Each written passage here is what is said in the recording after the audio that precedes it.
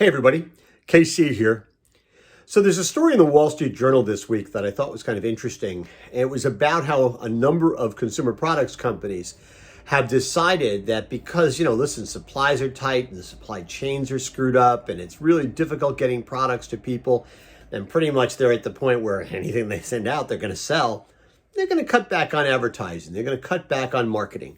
They're no longer going to spend money on those things because why? We don't have to.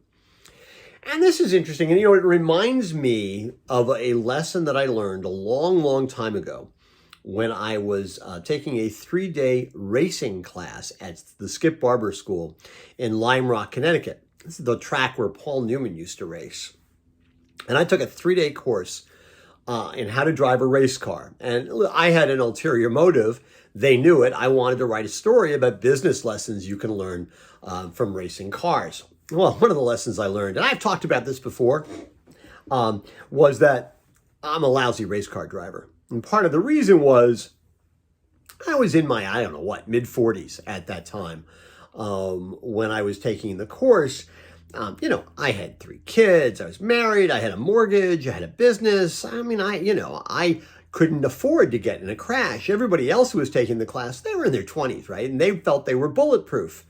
So they were just driving with abandon. And my impulse was always, well, you got to be a little careful, which is sort of not what you're supposed to do when you're driving a race car. I can remember being pulled over by my teacher, who was a really good teacher. And he told me something that has stayed in my head forever. He goes, Kevin, it's a race car. It's supposed to go fast. I'll actually put a link into the column that I wrote for Morning Newsbeat about this a number of years ago at the bottom.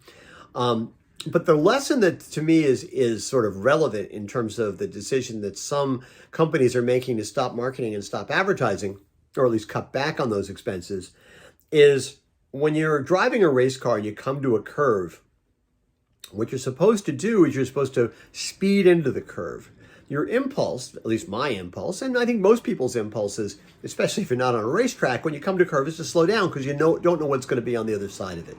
You don't know if there might be people there might be cars there might be kids playing in the streets. So you come to a curve, if you're a careful driver, you slow down.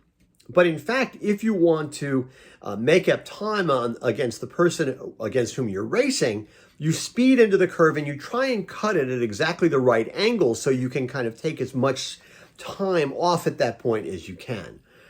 And to me, that was sort of a central metaphor in terms of marketing, right? If you're come to tough times, whatever the tough times happen to be, if your impulse is to back off, maybe we don't have to innovate so much. Maybe we can just rely on fundamentals. Maybe we won't spend money on marketing. Maybe we won't spend money on promotion.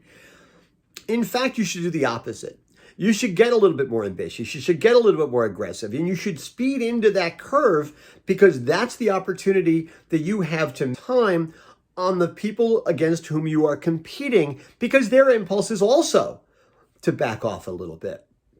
Now, listen, I'm not saying that these manufacturers and retailers, quite frankly, should throw up a lot of price promotions. I'm not sure that makes necessarily a lot of sense at this particular point in history. But I'd be talking about my brand. I'd be talking about my value proposition. I'd be talking about traceability or transparency. I would be doing my best to communicate the fact that my brand has more value than the other guy's brand. And I'd be pushing that pedal hard, because the more you push on that pedal, the more impact you're going to have. And there will be residual value when you get to the other side of the curve. You may actually find yourself ahead of the competition, not next to them or behind them. Anyway, like I said, I'll put the link to the story that I wrote, and maybe even some pictures down below about me driving a race car. You'll get a chuckle. Anyway, that's what's on my mind this morning. And as always, I want to hear what's on your mind.